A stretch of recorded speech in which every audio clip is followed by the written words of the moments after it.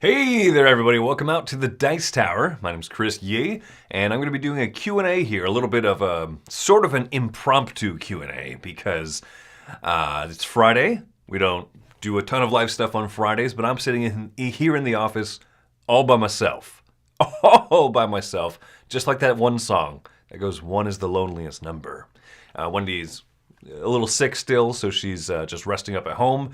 Everyone else is in Vegas, baby, and so I'm out here holding the fort down this final day before a bunch of us travel out for Spiel in Essen next week. So, got a lot of, I've got some time on my hands here, I suppose. Getting everything ready. I believe today I should be helping Kenny packing up our merchandise that we're going to be packing up and flying over with, bringing suitcases full of merch.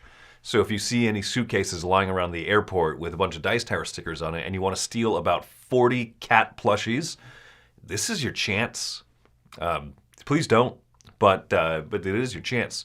So, yes, I also am hoping the best for Wendy. We had some weekend plans. We're going to do some fun stuff before before I was gone for the week. So hopefully she's feeling good by then. And she's really excited about doing some live stuff next week. So next week, there's going to be some live shows as Wendy, Roy, Joey, and Alex will be here, and the rest of the crew, the rest of us will be over in Essen. So hoping that means that you'll still have some good fun live stuff, maybe some live plays, maybe a rescheduled top 10 list, for example, that was unable to go up yesterday because of scheduling conflicts we didn't realize. I think that, spoke with Tom briefly, I think some of it is that timing and scheduling things between West Coast time and East Coast time, I think that's where some of the snafus happened, where we're like, oh, we definitely don't have time to do a whole top 10 list. So if people were wondering what was happening with that, so it'll get rescheduled. Top 10 Halloween games will get done by Joey, Wendy, and Alex is still the plan. I was merely going to be a fill-in, an understudy of sorts, and I was going to have all the wrong games. And so now Wendy will be able to be part of that list. So I'm going to be checking some of the comments here. I see a few people in the chat saying that there was some issues with Discord this morning, and I haven't actually got in on the Discord yet today. So I don't know. Is that like a Discord-wide issue? Or is there something wrong with like specifically ours? All right. First question here. What game do you think you'd have the best chance of winning at the World Series of Board Gaming? I'll just be straight up and say none of them. However, I have played a lot of Brass Birmingham, right? So that obviously, that might be the one that I would feel like a little bit more confident in. Not that I would feel confident whatsoever. Let me see if I can't pull up the games that they have the tournaments for. So, Ring Games. They have Wingspan. Nah, not for me. Great Western Trail. Would not do well. Heat. I'm okay at Heat. Ticket to Ride. I'm not that good at Ticket to Ride. Though I did pretty well in Ticket to Ride Legacy. Arc Nova. Nah. Arnak. I'm okay. Raw, you know what? I just play Raw I just play Raw for fun. I just have so much fun playing it that I don't know that I could really be bothered to play it like well. Earth, meh. Dune Imperium. I've been playing more Dune Imperium. I picked up a copy, finally, of my own, and I've been soloing it a little bit more. And I'm not bad at it, but I'm not competitive level. Never played Acquire. That should be a catch-up-palooza here at some point. Azul, I'm okay at. No, I'm not even that great at it, but it is fun. Terraforming Mars, I don't think I could be competitive. Castle of Burgundy, no. Cascadia, no, I get thwomped all the time by my family back in Vegas. And Splendor, I would not do well.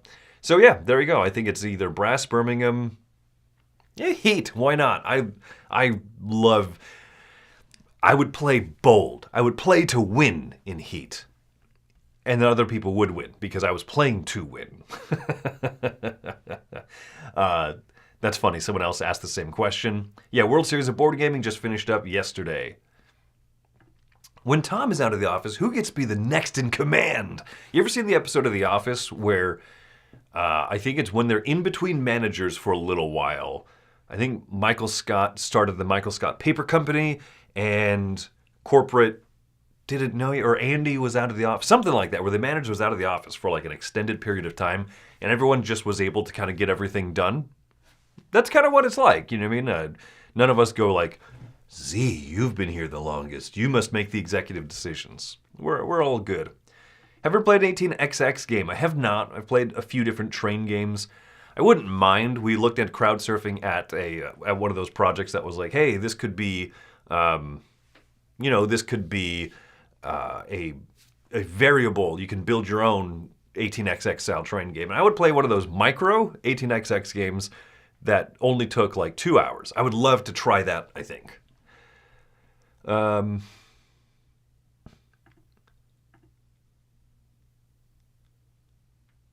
You okay, Loopy?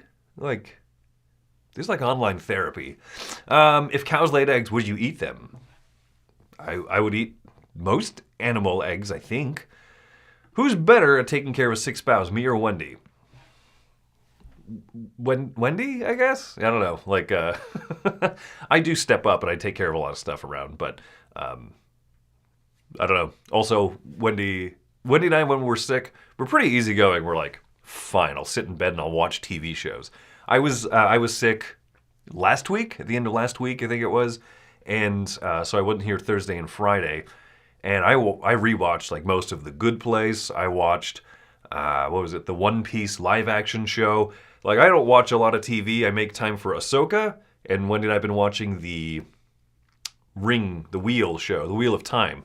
And so, like, we usually have one show that we watch, like, those weekly releases of. But when we get sick, when we get, like, laid out sick, we're like, fine, I guess we'll watch, like, a lot of Netflix. So that's been kind of fun. That's nice to do every once in a while, just be sick and be like, oh, I guess I have to watch TV. It's rest. It's important. It's good for my body. What are the family costumes for this year looking like? Last year, I think we did Pokemon stuff for my daughter. And then this year, she's really into... We just finished watching the MCU all the way up through Endgame. So we watch like one movie every week or two, or kind of... And so she wants to be Black Widow. And she wants us to do Avengers-y type of stuff. So I don't know. I own a Captain America t-shirt, so maybe I'll just wear that. And like a Captain America baseball cap or something. I'll be incognito. That'll be my excuse. Yeah, I think we'll do that. Essen trips, I did one last year. So this will be my second. I will, to the best of my ability, try not to eat raw pork this time, I don't think. It was really tasty. But I don't know that I'm willing to take that risk. I feel like my body's already like, I'm already on edge trying to take care of Wendy and not get sick before 9-hour, 10-hour travel over there. So I've been washing my hands like constantly and doing all of the like stay healthy and boost my immune system and stuff. So I don't know if my body's like ready to ingest raw pork this time, but I am very excited to go back to Essen. One, for the convention for Spiel, but two, for the food. Will Wendy and I be the ones to review Nucleum? Don't know yet. Don't know. We had an early copy sent to us that we brought to the retreat. And I don't really know why we got sent that early copy, but we're like, well, we know people want to play that. Oh, I probably shouldn't be saying this all out. Do not send us like prototype copies of games, expecting us to bring them to our conventions. But this was Nucleum. So anyway, that's all I'll say about that. No, I haven't tried it yet. I think Wendy did. Yeah, Wendy did. So she and I will be playing it at some point once her head's in a better space, obviously. But no, I'm really looking forward to it. You need my top 10 spooky games. Well, I'll do that separate. I'll probably do like a little individual side list or something. Pictionary versus GLaDOS. It would be so demeaning. That'd be so demeaning, and I would have fun with it. Oh, Mike says he closed out the Discord and re-uploaded it, or reloaded it. So either Mike fixed it, which would mean by a tangential process that Mike broke it, or Discord resolved the issue. And I like the idea that Mike broke it. Bum bum bum bum bum bum bum bum. Can we have top 10 Halloween games wrong answers only edition? I'm sure people would say that about my real list. They'd be like, oh, come on, Chris doesn't understand theme. Wow, what a specific question. If you were a Vegas sportsbook odds maker, which my brother was actually for a little while, what sport do you think you would be best at handicapping? Given that I don't know sports really well, all of them. I'd be like, horse racing, green one. Green one's favored 20-1. And I would be like, no, they're not. Chris, name a scary game that is not a horror game, horror-themed game. I don't know. I took a lot of flack. So, like I said, I was about to sub in last minute for Wendy for the Halloween top 10 list. Not last minute. We knew that she was sick. She might not make it. So I made a list. And I remembered that I had done last year top 10 horror games. And I caught a lot of flack for putting Fuse on that list. Like, I don't want to say a lot of flack. But, I mean, some people wrote some very sternly worded comments that I was a buffoon and that I shouldn't have been there and that I didn't know what I was talking about and that clearly thriller is different from horror. So, I mean, technically, I guess that's an answer, right? Like, Fuse is a very horrifying scenario. You wake up on your spaceship and there's 20 bombs on it. Good luck defusing them all before they go off. I think that's a very horror kind of scenario, even though there's no ghosts and goblins or...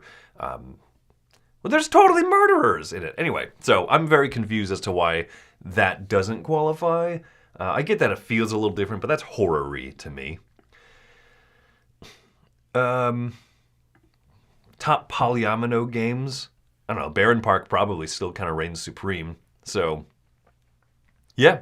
I don't know. I'm not going to do a top on the spot. But yeah, Barren Park is probably still up there. I don't know if anything has superseded that one for me.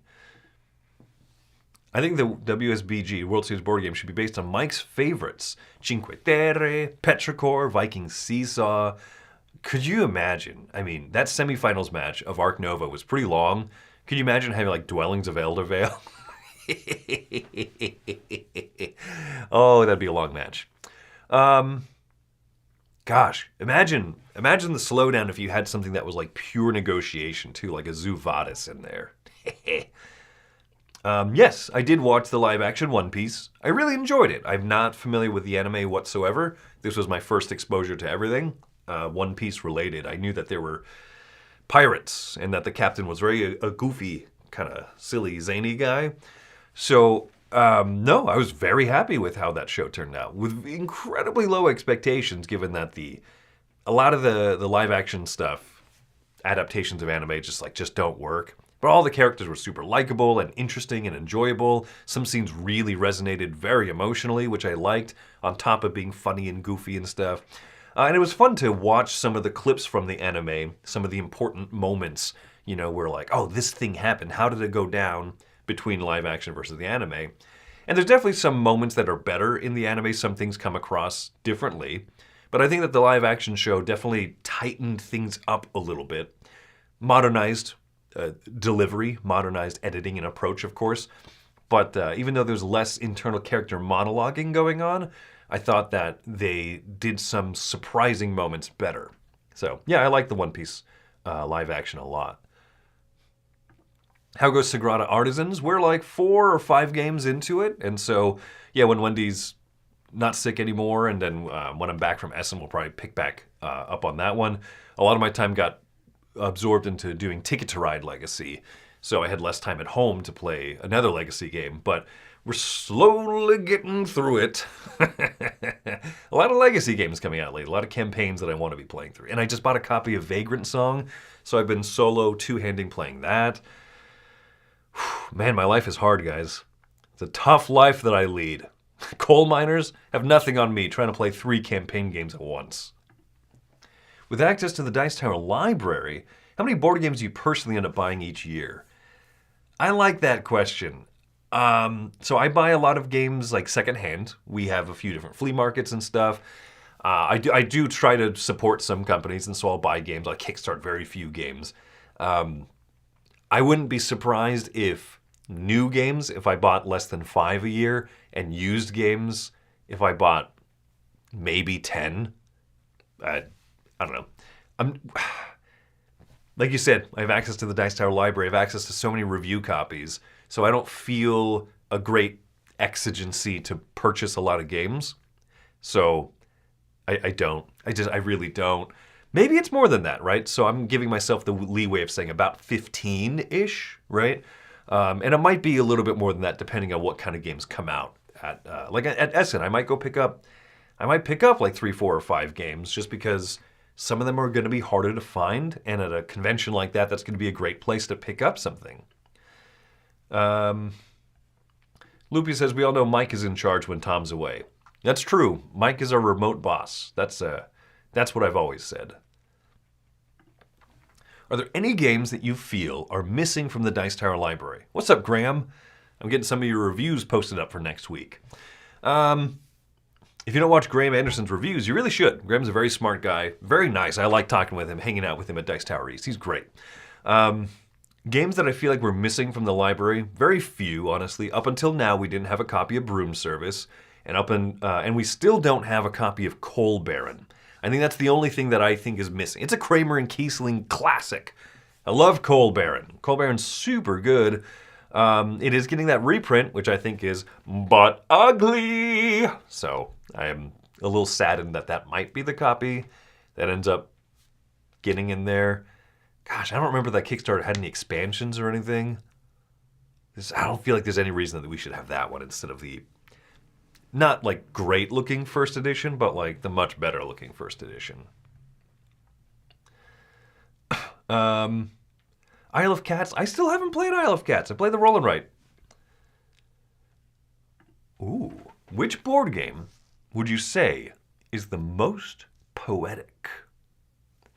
Well, you could go the route of Cyrano, which is actually about writing poetry. I know Z kind of he recommends that one for like poetry. But in terms of like, man, do you go with something kind of like Azul almost? You know, I mean, I know that it's very mechanical, but in the same sense, it's so clean. It's so clean, and yet the cadence of the game is so compelling. You know, as you grab from the outside and stuff pushes into the middle, you have that a good poem to me.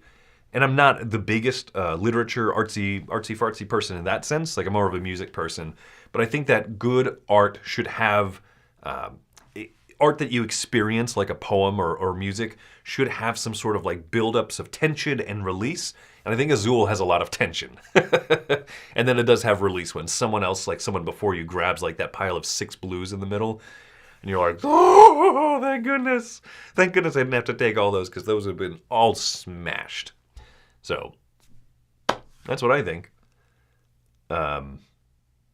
Loopy, never apologize for weird questions. Also, therapy is available online.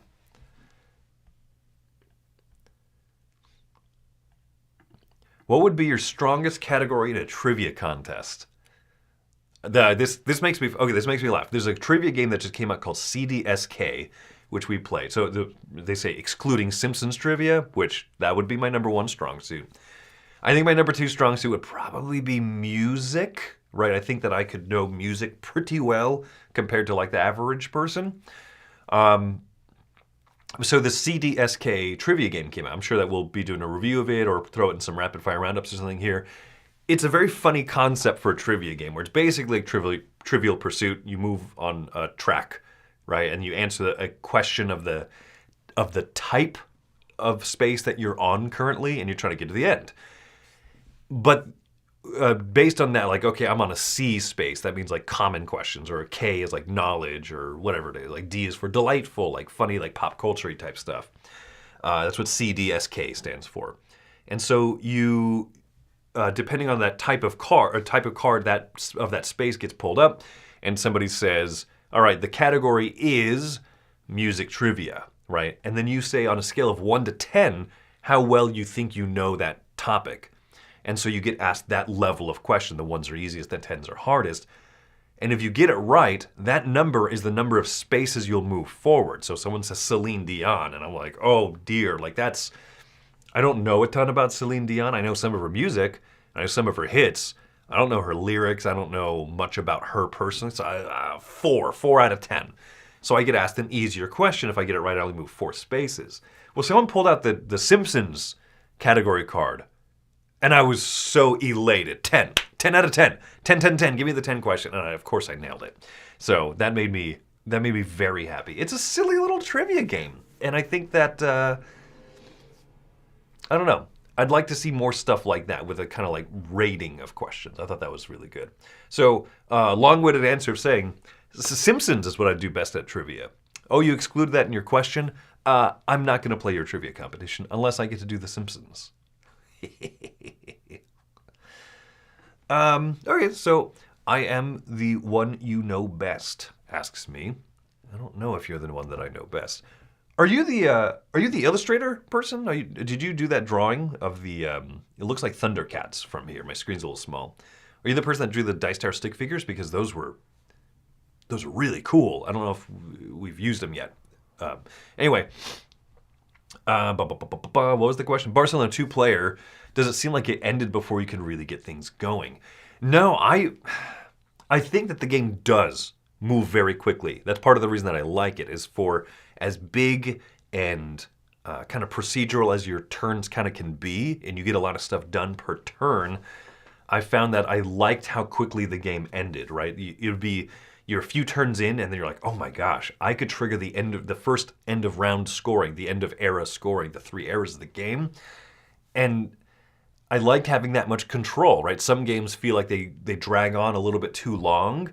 And so I could see maybe if you were hoping to get a lot more stuff done, or maybe if an individual, like maybe if your group of players, the 2 of you, pushed the same track, the timer tracks right on the bottom there, if you push the same one pretty hard, you could end that game extremely quickly with a little bit of luck of the draw pull, everything. But yeah, no, I really like the pacing of it. So, I don't know, maybe try it again and see if the same thing happens. How do I feel about Everdell? Yeah, I've not played any of the expansions. I've only played the base game and only on the app. I've played it on airplanes, basically, and on my couch. And I like Everdell. I think it's really neat. What I have played is My Little Everdell. And I find that one very charming. I really liked it, and I was surprised that it's simpler, but it's not like a young kids game. How did I first get into board gaming? When I was younger, I grew up playing games like Risk and Monopoly with my family, and I always enjoyed that electronic talking battleship. That was a big splurge gift. Electronic talking battleship. We then proceeded to lose the instructions, and we didn't know how to actually program the ships into the talking part. So anyway, that was a big... Kids are dumb. Kids are dumb and lose all the important things in life. But no, when I got back from my mission, I served a mission for my church when I was 20 to 22 years old, basically. When I got back, my brother had gotten into gaming. He had some friends who had introduced him to Catan and to Munchkin and a few other games. And so he was kind of the person that taught me, more modern hobby games when I was getting back into back into the routine of life. Wendy and I were dating very seriously, and so we kind of got into the hobby together.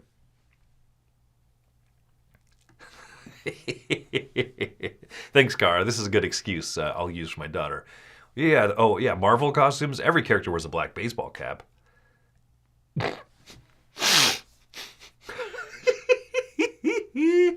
Oh, Mike Delisio. Chris eats raw pork, but I'm the one who gets intestinal illnesses in Germany. Yeah. Unfortunately, Mike, if no one knows the story, it's very embarrassing, and I will tell it on Mike's behalf. I think he had some undercooked chicken at one of our dinners, and he got unwell after we got back from Germany.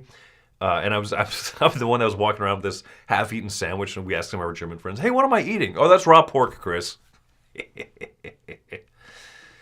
If I were to host a board game tournament, what type of games would we use? So, man, there was a top 10 list on this that I think it was Mike Z. Tom did. Mike, I know you're watching in the chat because you like to watch everything I do. Is that correct? You were in that one, right? I think that was the three of you guys. That was a fun top 10 list.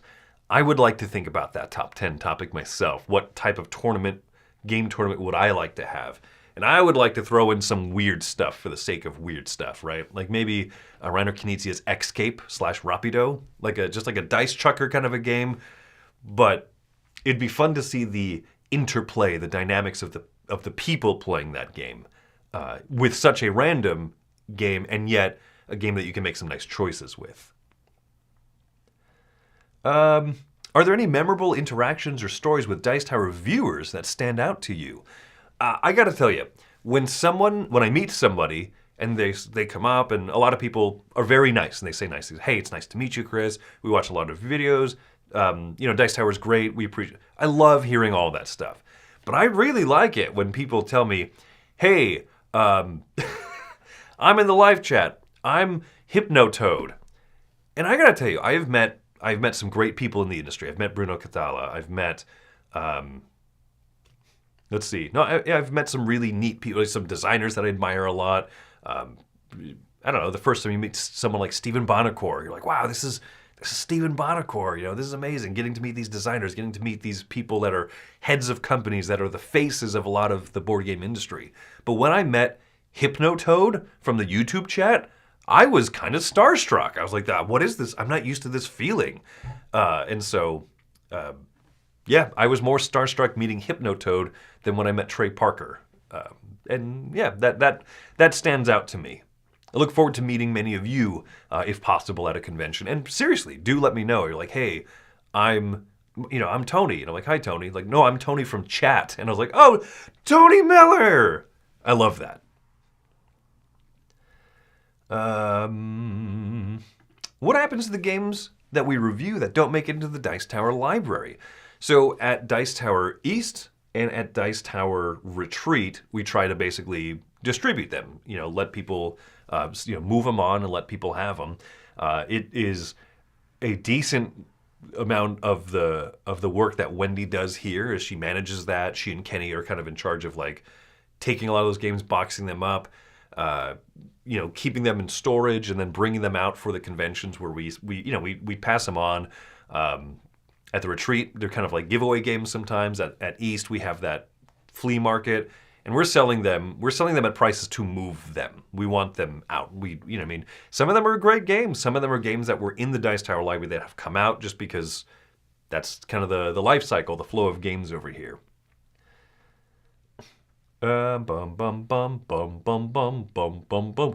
Cartoons. Any emerging trends or new mechanics in board gaming that particularly excite you? It's fun seeing more solo-only games coming out. I know that's not a mechanical thing per se, but there's always been a steady trickle of them, and I like seeing more of them coming out. David Thompson with Resist, and then Mike actually at noon. Make sure to come back in an hour and a half. Mike is going to be playing Unreliable Wizard on the Delicio Factor. It'll be Mike time. So I like seeing that, these dedicated solo games. The Legacy of You from Shem Phillips.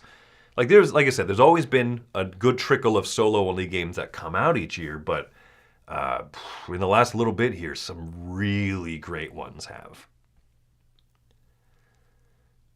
What's rewarding? The most rewarding aspect of being part of the board gaming YouTube community? It's just when people say nice things, we all experienced 2020. That was kind of a worldwide, global, not great time for a lot of people. And so when people come up and they say, hey, I really appreciate the Dice Tower so much because of, it's fun viewing, but I think that Tom, one of his biggest strengths is that he has built a good community. When you come out to a Dice Tower convention, an event of ours, when you meet the people that work here, I think there's a lot of positivity, and he really has done a good job of building a community. So I'm very spoiled that I get to come in as an employee of that and just kind of benefit from Tom's many, many years of hard work and for all of that. So it's very gratifying to be part of it. What music have I been listening to lately? A lot of In Flames. been kind of re-listening to a lot of In Flames. Our daughter has really gotten into Taylor Swift. That's a little bit of Wendy's. You know, Wendy enjoys T-Swift, as the hip kids call her. And she's going through a little bit of what one might call a trick-taking renaissance. I think that she's probably right now the closest thing that there is to like a rock star in the world. And her music's fine. It doesn't always speak to me. Songs like Bad Blood make me want to run my head into a meat grinder. But she has a lot of other songs that I think are very good. And so my daughter's been listening to a lot of Taylor Swift. So secondhand smoke-wise, I've been listening to it, I suppose. But no, In Flames is kind of my big one. And then, trying to find some like cool other little like punk rock. That's kind of the mood that I've been in lately. Suggestion for a top 10 list. Top 10 worst games to play with your family. Whew! Wendy and I have we've teetered around with the idea of doing like a top 10 games, like the biggest disagreements that she and I have, because admittedly, she and I like a lot of the same games as each other. But there's definitely some we disagree on. So we want to try to make sure that there's like 10 solid ones, not just like, you give this one a 7 and I give it an 8. Disagreement. So, I don't know. A lot of the games that I know that she wouldn't love, I've played, you know, with Tom or up with a game group or at a convention instead of with her. If I played some more of these games, I finally got her to play Zuvadis at the Dice Tower Retreat. Not got her to play, but we happened to both be free. A group of people came up. We're like, oh, we want to play a game. There's like 6 of us. I was like, I got one.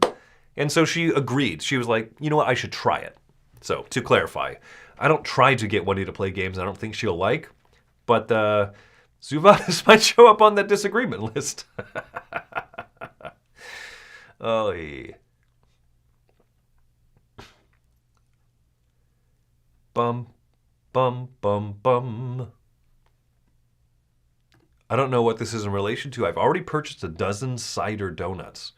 Like I said, I don't know what that's about, but you're definitely doing it correctly. Oh, someone said Brass is a good non-horror but scary themed game.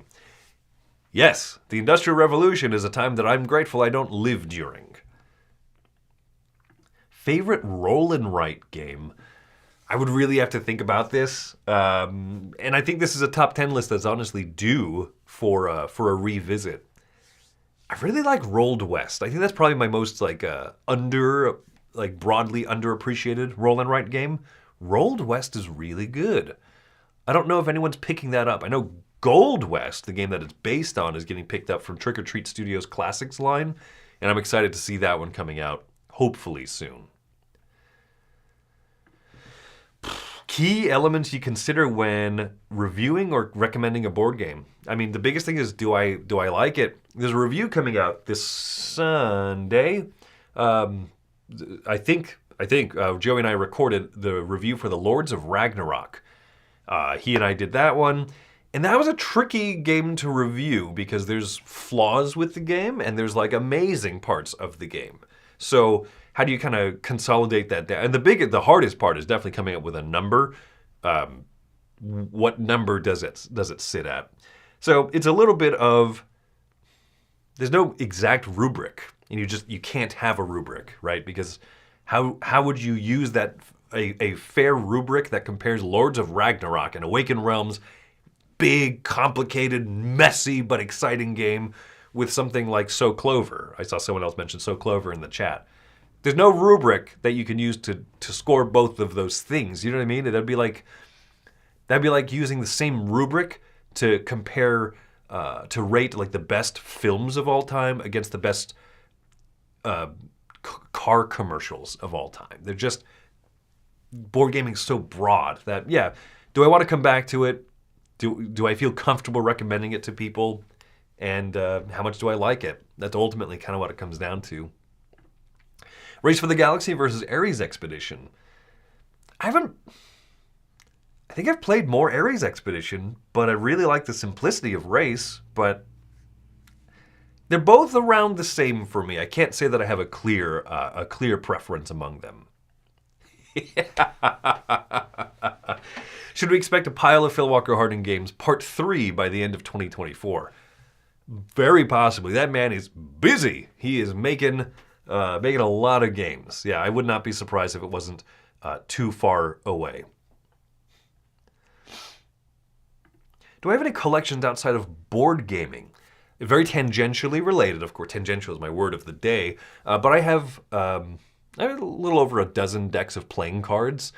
I've done very amateurly. I've done magic tricks and stuff. So it's fun actually getting to hang out with Joey as much as I do. And we talk about magicians. We talk about that's definitely a little like very, very side hobby of mine. And so it's fun. It's fun. I throw out a name of a magician I admire, and Joey's like, oh, wow, no one talks about Ricky Jay. Wow, people don't really talk about Dave Vernon very much, you know? And so it's fun. He and I definitely connect over that. So yeah, playing cards. I have some very neat playing card sets.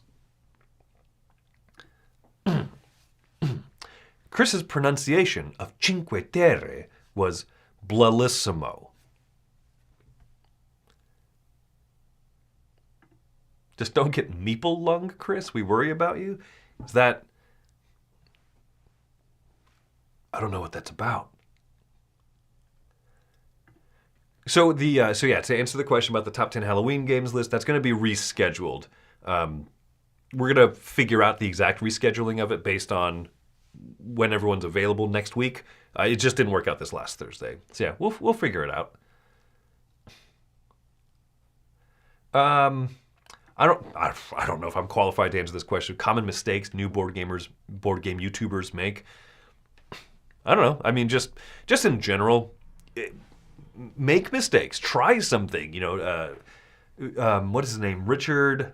We're Not Wizards podcast. He had a great tweet that went viral with a huge typo in it that he regretted, and it just kept getting retweeted left and right. It was basically saying like, hey, like your first podcast will suck.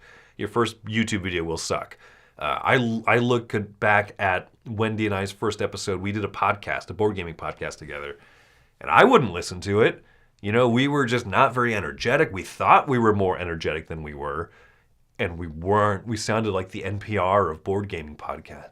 And now we're going to talk about Mansions of Madness, 2nd edition. This one was really fun. This is kind of what the game is about.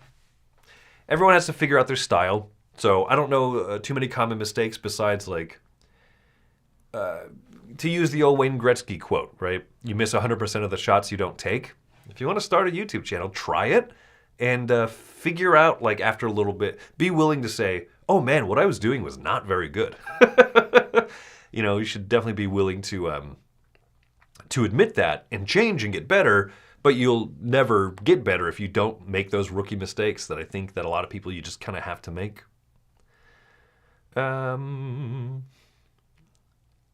People talking about VCRs and adjusting the tracking. Jason asks, who is the most perspicacious member of the Dice Tower? As I don't know what that word means, I will Google it. Perspicacious. Did I pronounce it correctly? Having a ready insight into the understanding of things. I'm going to go with Mike. Mike is an underappreciated smart person. Like, no one thinks that he's very smart. Nobody really should, but he surprisingly is. Shockingly is. An interesting question. Chris, being more of a music person, what would be your top 5 music genres? I really like heavy metal, and specifically, like a lot of my favorite bands tend to be what you would, I suppose, would kind of call like melodic death metal. So In Flames and Amon Amarth. You could kind of justify Sabaton in that genre. A lot of those bands are really like Metallica has kind of like been my long time mainstay favorite band. So heavy metal for sure, classic rock, love Deep Purple and Rush and AC/DC, like so much classic Boston, right? So heavy metal, classic rock, Really love ska music, and I really love choral and orchestral music. So maybe that would be kind of like around the top 5. Having sung in multiple choirs, church choirs, my church having the what used to be called the Mormon Tabernacle Choir, or now the Tabernacle Choir at Temple Square. I'm still not used to that. It's been like 6 years since that changed, but you know something for like most of your life one way. But anyway, like so much choral music can be very emotive and powerful, and then just classical music, and so oh my gosh, yeah, there's so much good stuff out there. That's probably my top 5. How have I seen the board game industry change over the years? Having been in the hobby less time than a lot of other people, but still for over a decade, I think it'd be hard. You'd be hard pressed to find anybody who doesn't say that Kickstarter has been the biggest game changer. And I still am not a big fan of overproduction.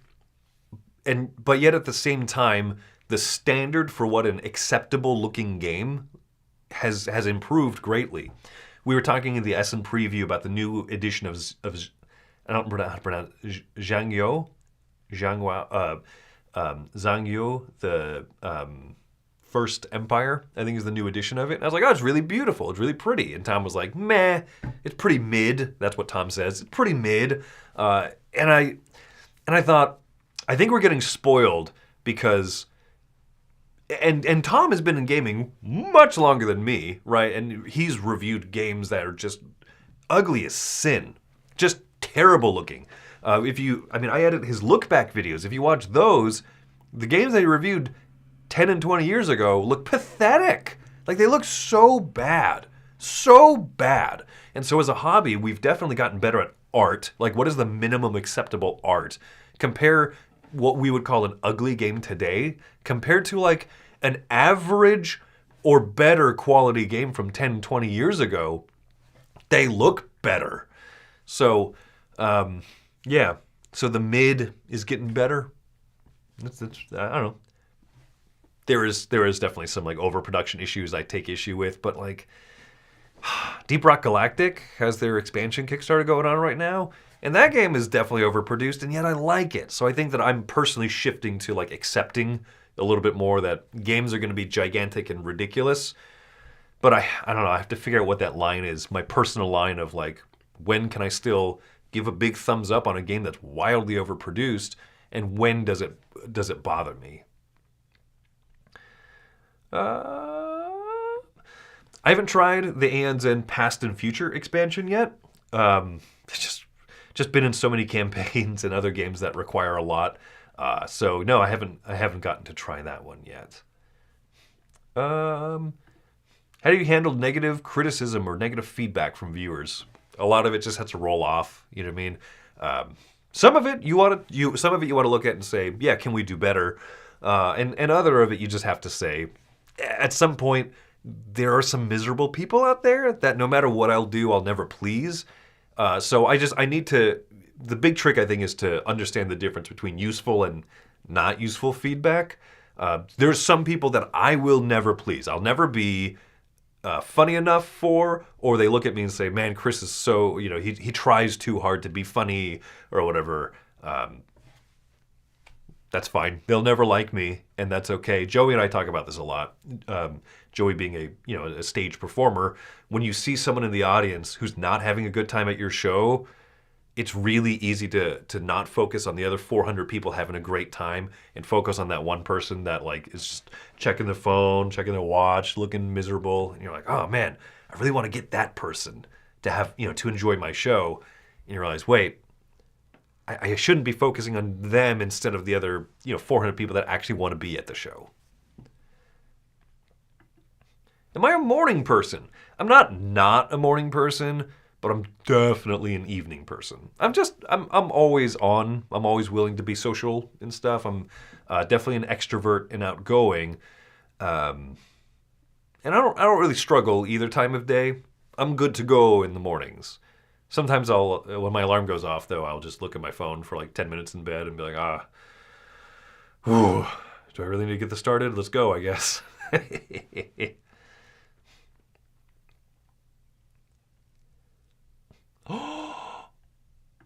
didn't notice this. Mike, thank you for making my day. It looks like Chris's dice guy is holding up the head of the question asker. Let's do this.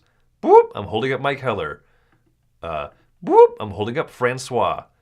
Boop, I'm holding up I'm the one you know best. Who didn't draw the stick figures? All right, that's my... Boop, I'm holding up the dice tower. Boop, I'm holding up Jason Dunham. Oh, did I mention my therapy training on Stuart Small? No, I don't know what that means. Oh, this is one I missed. Okay. What niche is untapped in board gaming YouTube? If I knew, I would be tapping into it. I would be so powerful. I'd be so powerful you would rue the day that you let me on your YouTube channel. I don't know. It is neat to see, for example, the World Series of Board Game. Because like the one thought I had was like strategy videos. A friend of mine was thinking about doing that. He's huge into like Terra Mystica Gaia project. So he was thinking about doing a series of like videos about strategy, like that like competitive side of it. And that'd be, that'd be a curiosity. I don't know how much traction there would be, but I don't really come across much of that. Thanks, Mike. Summer Spectacular top 10 tournament games. That was not that long ago. Mike says, correct. Clearly, his list was the best. Woo! I'm behind on questions because people are talking about Hypnotoad. What convention would you recommend to a first-timer to play games? I know it's extremely self-serving, but I think Dice Tower East, Dice Tower West are great conventions for gameplay. I think finding those mid-sized conventions that are very welcoming. I've heard people say BGG Con in Dallas is that same way. There's less focus on events and stuff and more focus on playing games. Yeah. No, I mean, absolutely. There's nothing quite like that. Retreat, I feel bad, right? Because it's so hard. There's very, very limited space and tickets and stuff, but that's like the biggest, just pure gameplay focus. But East and West are also very good. SaltCon, I had a great time when I went to that. That's another mid-sized convention up in Utah, Salt Lake City area. And I just thought, I love conventions like that size. I think that if you find any one of those, they should be good. But I'm definitely saying that, like I said, Tom's built a great community with the Dice Tower. So our conventions are great.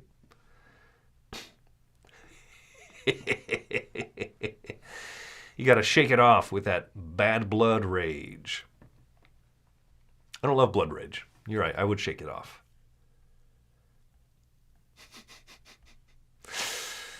Oh, man. Do you speak any other languages than English? Yeah, so I speak Spanish. The mission I served for my church was Spanish speaking. And unfortunately, I don't speak Korean, which is what my family heritage is. So I know how to say several of the names of foods and how to say thank you. So I know the important Korean, but no, I speak Spanish. Joey, I'm going to hold up Joey's head here. Oh, no, sorry. Definitely not Joey. Definitely not Joey. I love the lengths that you go to, sir. Love it. Which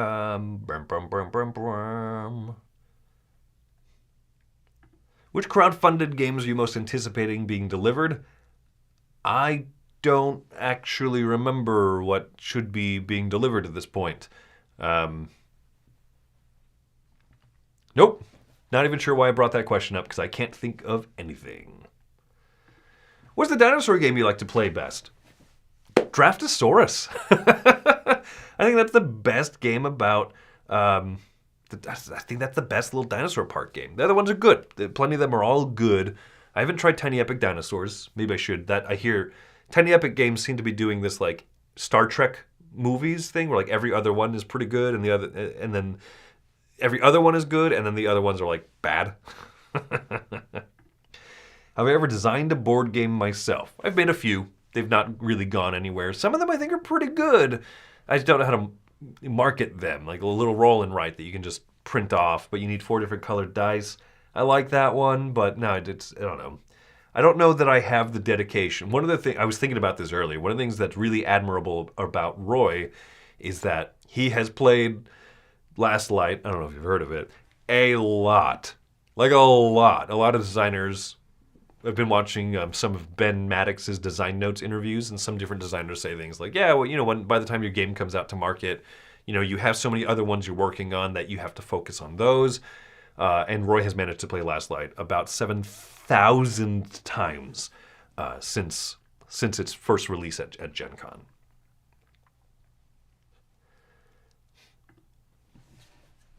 Oh my goodness. That Adventure Tactics big box was a shocker to me.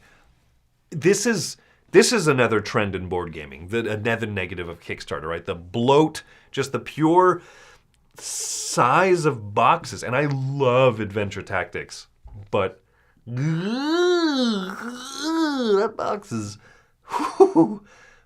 that box. Let's go. Someone says, arguably, Mike and Dan's podcast was perfect from episode number 1. Well, for one thing, Dan Hughes who carries that team, by the way. Dan Hughes has podcasted for decades now. Before podcasts were even a thing, he would just sit there and record into a cassette tape, like a portable cassette tape thing, and he would just ramble, and he would figure out the best way to make himself sound idiotic in a humorous way, and yet somehow every once in a while say intelligent things. He would just listen to those tapes as he went to sleep every night, dreaming that there would one day be a way that he could share those tapes with the world. None of that's true, but I have to assume that that's how it went. Should we expect your end of the year top 10 list to relate each of your games with a Taylor Swift song title? I don't know that many Taylor Swift song titles. The songs come on and they're around. Oh, no Nightwish from Melodic Death Metal. I haven't listened to enough Nightwish, but what I've heard, I think they're pretty good. Oh, so Wendy really enjoys Evanescence, and I enjoyed them back when they came, when nu metal was new. That's a genre name that didn't age very well. So when the New Adventures of Winnie the Pooh from 1984 aired, when nu metal was new, I feel so dumb saying it. I listened to some of the Evanescence songs, and Wendy's been re-listening to a lot on our Spotify account. And so something came up today that was a remastered demo version of Bring Me to Life before the studio kind of hampered with it too much. And I have some strong opinions on studio interference with the nu metal genre. A lot of these bands weren't really trying to be nu metal in the sense of what that genre actually was. I got a lot of thoughts I'm trying to process all out at once. So I listened to this remastered demo of their big hit Bring Me to Life, right? No guest male singer, wake me up, can't wake up, save me. That guy's not in there, right? He was not originally part of that track. Studio basically was like, you need to bring him on because we, female singer, we need something else to kind of, there's a lot of interference. They cut down on the instrumental work. They cut out the guitar solo entirely. Go listen to that demo. There's a little bit more digitized synth stuff going on in it, which is a little bit more fun contrapunctal melody, counter melodies going on it. It's actually it's a less commercially successful song. I would imagine it would have been less commercially successful, but it's more interesting musically to listen to. How did I get here? I don't remember, but I have strong feelings about this. How different is to play games on camera than just normally? I also have some feelings about this. Not as strong, though. Not as strong. No, we talk about this, that in general, I think that the group of us here are pretty fun people to play games with. And so we try harder to make games look interesting. We try to make it more... if you're going to watch us play a game for an hour to 2 hours or so, we're trying to be entertaining as well as showing you how to play the game. But when I play a game just to play the game, I'll let myself have a little more breathing space and say, oh, okay, well, let me think this turn out. Oh, this is important. I should weigh these considerations. If I'm playing a game live, I'm mostly kind of shooting from the hip, like, let's go, you know. Oh, it's my turn again? Cool, I'm going to play this card out. Probably shouldn't have. We try to play competently enough that we show off the game in a good light, but, you know, I mean, keeping things light and more entertaining. Seth Van Orden, that is a very self-serving question there. Have I gotten to try out Raising Robots yet? Yes, I played it with a group of people on Tuesday night. And yeah, I don't know when exactly we're going to get around to the review of that. I know Camilla has played it. I think Wendy demoed it enough to be able to teach it. She taught it a ton at the retreat. But I don't remember if she's actually played a whole game of it yet or not. And I've played it. And I know other people are interested. So yeah, that'll be on the review docket at some point. But yeah, it was nice to see it. I enjoyed the demo of it that I had at Gen Con. And so it was fun to play the final of it. How did I get into hockey? Being a kid in the 90s in Las Vegas that had no major sports teams at the time, it was easy to just kind of... So my brother was really big into sports in general. But yeah, being a 90s kid in Vegas, you're like, oh, I don't really have a team. So you could just kind of pick a team. You could literally just be like, I had friends who were like, I like the Philadelphia Eagles because I like their color of jersey. You know, and that's what that's what it was like. And so with the 90s obviously being just the high period for Wayne Gretzky, it was just easy to kind of be like, oh, I don't really have a team, but I have players that I like. I liked watching Jaromir Jagr and Paul Coffey and I'm drawing a blank on some of these players' names, but you know, I just followed fun players to watch, and hockey is such a fast-paced, great sport that was yeah, that was really fun.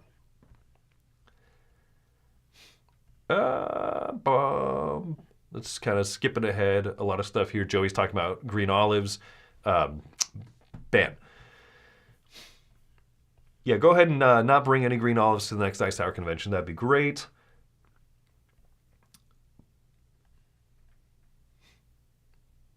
How would I stereotype people at the Dice Tower based on the type of board game they enjoy most? Oh. Let's see. I'm Mike DeLisio. I hope this overproduced huge Kickstarter game's designed by Reiner Knizia. That's my Mike DeLisio impression. No, I don't know.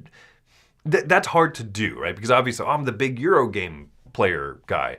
But then also, I don't know, it's too hard to stereotype. I know that Joey really loves a good experience in a game. And that can come from a Euro game. That can come from a big sandbox adventure. But Joey loves walking away from something with that like cool experience. But that same statement could kind of be applied to Tom as well, but Tom enjoys more abstract games. I don't know that I'll ever get Joey to play an abstract game with me. I mean, I will, because he's really easy to peer pressure into doing anything. I could be like, Joey, we have to play chess. He'd be like, I'm fine. I'd be like, well, it'd be really cool if you played chess with me, Joey. And I'd be like, all right, fine. That's how I'll stereotype Joey. Manipulable. Camilla enjoys beautiful nature games and murder death. Z loves a lot of esoteric games. If the game has a French game designer on it, he's probably in. Top 3 80s cartoons. Oof. Oof. Oof. I have to sit there and think about what qualifies as an 80s cartoon, right? Because I grew up mostly in the 90s. I had my toe dipped in the 80s, but I watched a lot of rollover. When I was a kid, I would tell you that I loved the Gummy Bears. That theme song has stuck with me since childhood. Oh, I'm struggling because I just keep seeing these commercials for RoboCop, the animated series, that I didn't watch a whole lot of, but I always wanted to. I'm just going to Google this. 1980s cartoon shows. Yeah, I can't come up with them off the top of my head. Oh, Teenage Mutant Ninja Turtles. Okay, I wasn't sure if that was a 90s show. It started in 87. Absolutely. Transformers droids, He-Man, Thundercats. I loved Garfield and Friends when I was a kid. I don't know that I would love it now. That aired in 88. Oof. Oof. So you can tell, I'm definitely like more of a later 80s. DuckTales, 1987. That's a show I actually still enjoy. Yeah, I think I enjoy more of the later 80s stuff. The Simpsons started, in the 80s. 89, right? I mean, does that really count? I'm going to consider that more of a 90s show. That's really when it kind of hit its stride anyway. But otherwise, it'd be The Simpsons. But no, that's too much of an edge case. I don't agree with that. What was that? What was that show called? That might have been a 90s. That was probably a 90s show. There were cats in an F-14 cartoon. SWAT Cats. What year was that released? Yeah, 93. No. Yeah, SWAT Cats don't count. Okay. How am I doing on the chat? I'm just over 11 o'clock here. So, zoop, zoop. People talking about a lot of different rando things here without getting too many questions. That's good. I think that this has definitely run its course then. Everybody is more interested in talking with each other than with me, and I'll be honest, I am as well. Hi, Monica. Do any of I have any pets? No, I am quite allergic to nearly everything on this planet, so I shan't be keeping a single thing in my house. Although my daughter wants an axolotl now. She has like a ton of like axolotl stickers and coloring book pages and stuffed animal squishmallows specifically. So,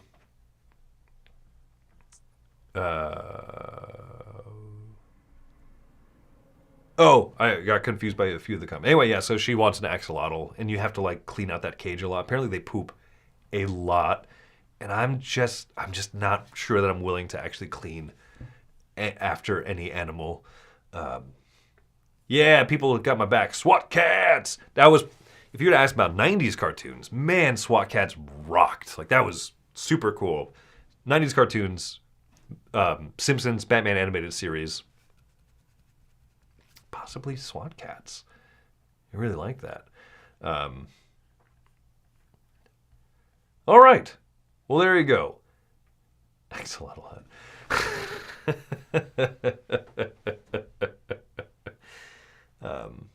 You had no idea you could keep an axolotl as a pet.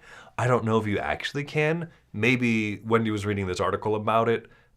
Maybe you can't, but maybe maybe zoos that do, they have to clean out the aquarium, water cages, tanks. That's what those are called. You have to clean those out very often because they're apparently they poop like a lot. They live up to their name. Poopsalotls. I'm out of time here, and I think that I'm pretty good. I think I did a great job. I'm gonna pat myself on the back. I'm the best thing that's happened today. Hey, in an hour, you can watch Mike DeLisio during the DeLisio Factor, and he will be playing Unreliable Wizard with its expansion. Mike, if I am correct on that, let me know. I believe that you're playing it with the expansion that's currently on Kickstarter now from Salt and Pepper Games, their company I really enjoy. That'd be a fun top 10 list to do, I think. Like board game companies I really love, or maybe like newer companies that I really love, because Salt and Pepper Games has been impressing me a lot, and I don't think they've been around too long, but they're putting out a lot of stuff. All right, Mike says, I am correct about everything that I've said today, especially about Dan Hughes recording his practice podcast tapes on those little Sony cassette recorders. On GameFound, I was incorrect. Unreliable Wizards on GameFound. All right, everybody. Thanks so much for coming out to this Q&A and keeping me company for a little whiles here. And I'm going to get back to an empty office all by myself. But I don't think I'll be on anything live here until we get back from Essen. But make sure to look out for those Essen vlogs that I'll be editing and putting up. Go hang out here in a little bit with Mike. And until then, have fun, game.